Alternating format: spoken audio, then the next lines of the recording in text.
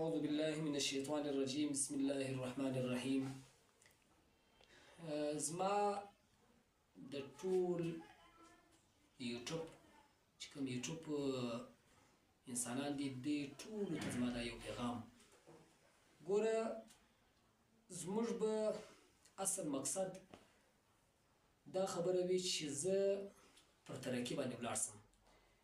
زما مقصد دا نه وي چې زه یو انسان پر ترقي باندې ځي د هغه د ترقي دپاره زه د ګټې ذریعه جوړ سم، نه داسې سوچ فکر وکړم چې یاره دا سړی د ما څه ګټه کوي، د ما څه دا سوچ فکر کړی دی چې دا سړي ګټه وکړه نو زه به دی و ترقۍ ته نه پرېږدم. دی که زه څنګه که زه هم مخته نه ځم، خو البته زما به دا سوچ فکر وي چې دا انسان که چیرې زه مخته نه ځم خو دی به زه در یو ځایه پرې رسوم. خو الله دې معاف کړي په دې ټولو انسانانو کې نن یو دا پیغام پیلاو شوی دی، دا یو سوچ او فکر دی چې د چاته د دات ورکولو بغیر، یعنی دات نسی ورکولی، دا پیغام په لاس ورکوي چې باید ته به څه ترقي وکړې. ګوره موږ به په دې خبره کې دا سوچ فکر کوو چې دا هر کشنی چې دا قرآن وایي، هر کشنی چې دا هر لفظ ادا کوي، و دې خلکو ته دا یو سوچ فکر باید پکار دی چې دی دا سوچ فکر وکړي چې دا زما بچی دومره ترقي کوي، زما بچی پر دومره ترقي روان دی، زه باید د دې دا سوچ فکر وکړم چې زما بچی ته نور دات ورکړم چې بچی تا ډېر کمال کړی دی، ماشاءالله دی، تا در ډېر حده پورې ځان رسولی دی. نو هغه بچی چې دی هغه به که نن 1% دی سبا به 2% جوړېږي. که زه سبا نور دات ورکړم، نوره ترقي دپاره کوشش ورسره وکړم چې باید تا ډېر ښه کار کړی دی، دا سبا کشنی نور مخته ترقي کوي، نور پر مخ باندې ځي، نو د دا کشني به بیا د خوشحالۍ ذریعه د هغه سبب جوړېږي، د هغه خپل والد صاحب، د هغه خپل ورور، د هغه خپل قریبان، دا به د یو ذریعه د مخته د تګ جوړېږي. که موږ و کشني ته دا ور زده کړو چې کشنیه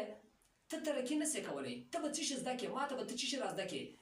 نو بیا د دا کشني د ګټې بجایه و ده ته تاوان زیات ورسېدی. اوله خبره خو ګوره په ګرد انسانانو کې یو دا کمی پیدا کېږي، دا سوچ او فکر پیدا کېږي چې یو د قرآن د زده کړې دپاره کوشش نه کوو. د هر څه کوشش مو وکړئ، خو یو کوشش چې موږ کم کړی دی هغه موږ دا کوشش کم کوي چې زه به قرآن ته څنګه لیول باندې زده کوم. زه به ذات خود زما د نظریې مطابق زه به دا خلکو ته دا یو پیغام ږدم چې اول لواره تر ټولو مخکې تعلیم ته توجه ورکړئ. تعلیم داسې زده کړئ چې باید زه به په دا تعلیم کې یو کسر هم نه پرېږدم. په دې یوټیوب کې یو د علي خان په نامه باندې یو ځوان دی،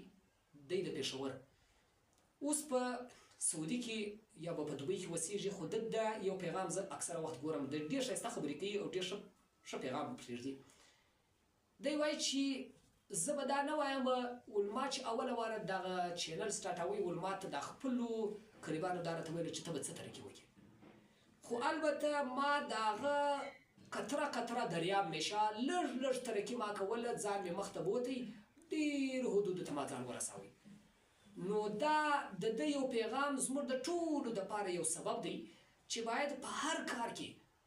موږ ځان و ترقي ته ورسوو، ځان و تنزل ته نه ورسوو، د ځان لپاره د ترقۍ سوچ فکر وکړو، و اولاد ته و خپلو بچیانو ته دا یو د ترقۍ سوچ فکر وکړو چې باید زما بچی به پر ترقي باندې زه روانوم. دا سوچ فکر به نه ورکوم چې زما بچی ته هېڅ هم نسې زده کولی، ته به یو ترقي نه وکړې، یو ګټه به هم تا ته نه ورسېږي. که ګټه درته رسېدله بس خالد ته د ما سره د پلانکۍ کاروبار شروع کړه، بس تا ته ګټه رسېږي. یا په بچي باندې به تعلیم تر ټولو مخکې به تعلیم زموږ نیت وي چې تعلیم مو په زده کوي، بیا به دا نه ورته ګورو چې پلانکی ته د پلانکۍ نسل څه یې، ته د پلانکي نسل یې، بس ته به دا سوچ فکر کوې چې تعلیم و تا ته ډېر څه در رسولی سي، ډېر څه در کوي. ځکه دا یو په اردو باندې دا یو کوچنی پیغام هغه دا دی، وہ یہ ہے کہ اکثر لوگ آپ نے دیکھے ہیں جس لڑکے نے، جس بچے نے اسکول یا مدرسے میں یا جس جگہ میں تعلیم کے لیے سوچا ہے کہ میں تعلیم حاصل کروں، وہ بچہ آپ نے دیکھا ہے ہر وقت وہ یا انجینئر ہے یا ڈاکٹر ہے یا ریلوے کا کوئی آفیسر ہے یا اسی طرح پائلٹ ہے یا کوئی اور بڑا سا بڑا کام اس کے ہاتھ پہ پائے تکمیل تک پہنچ جاتا ہے. وہ کس وجہ سے؟ اس وجہ سے کہ انہوں نے تعلیم کو ترجیح دیا ہے، تعلیم حاصل کیا ہے، نہ اس کے والد نے یہ سوچا ہے کہ میں آج روش کھاؤں گا، میرے بیٹے کا میں فیس جمع نہیں کروں گا. وہ یہ کہتے ہیں کہ میں دال کھاتا ہوں لیکن اپنے بچے کی تعلیم کے لیے میں زیادہ سے زیادہ کوشش کروں گا تاکہ میرا بچہ جس طرح میں ذلیل ہوں، مجھے تکلیف پہنچ رہا ہے، میرے بچے کو تکلیف نہ پہنچے، میرا بچہ آگے جائے اور میرے لیے دعا کو ہو. تو سب لوگوں کے لیے میرا یہ پیغام ہے، وہ یہ نہ سمجھے کہ میں اپنے بچے پر تعلیم کا جو بھی ایک روپے بھی خرچ کرتا ہوں وہ میرا ضائع ہو جائے گا. اگر بچے کو داد دیتا ہے، بچے کو یہ کہتے ہیں کہ بچے آپ آگے جاؤ گے، آپ محنت کرو، آپ آگے جا سکتے ہو، تو بچہ خود بخود آگے چلنا سیکھ جاتا ہے. اگر آپ اس طرح بن جاتے ہو کہ بچے کو یہ کہتے ہو کہ بچے آپ تو کچھ بھی نہیں سیکھتے ہیں، آپ تو ویسی بس سبق تک جاتے ہیں، سبق سے واپس آتے ہو، آپ نے کچھ بھی نہیں سیکھا ہے.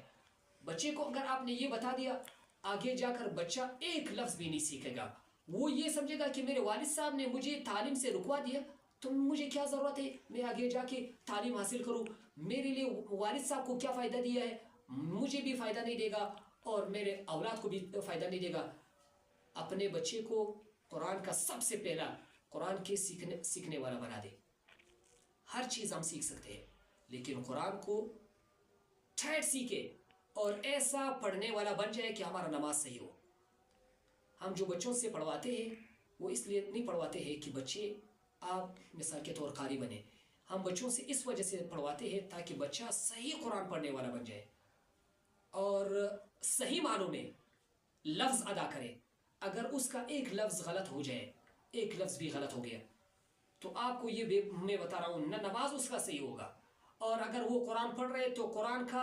الٹا اس کے لیے وبال جان یعنی سزا اس کو ہوگا، ثواب نہیں ہوگا. تو یہ میرا سب کے لیے پیغام ہے، ایک آدمی کے لیے نہیں، سب لوگوں کے لیے. اگرچہ یہ ویڈیو میں بنا رہا تھا، میں نے یہ سوچا کہ یار میں اپنے اظہار معافی ضمیر لوگوں کے سامنے ظاہر کروں اور لوگوں کو یہ بتا دوں کہ آپ لوگ دوسروں کو کم نہ سمجھے، میرے یوٹیوب کو یہ نہ سمجھے کہ یار یہ یوٹیوب کو بنا رہے، آپ صرف اس بات کو سمجھے کہ یار یہ آدمی مجھے کتنا سکھا رہا ہے، میں اس سیکھنے میں کتنا قابل ہوا ہوں، کتنا ناقابل ہوں. اگر میں قابل ہوا ہوں تو اپنے لیے شکر ادا کروں، اگر ناقابل ہوں، ابھی تک کچھ نہیں سیکھا ہے، تو میں اس کے سیکھنے والا بن جاؤں. یہ اگر ہم نے بات اپنے اندر لایا تو ہم بہت ترقی کریں گے انشاءاللہ الرحمن. یہ میرا ارادہ آگے تک جانے کا بھی سارے لوگوں کے لیے ہے اور یہ سوچ میں نے زندگی بھر رکھا ہے. اللہ ہمیں ان باتوں پر عمل کرنے کی توفیق دے.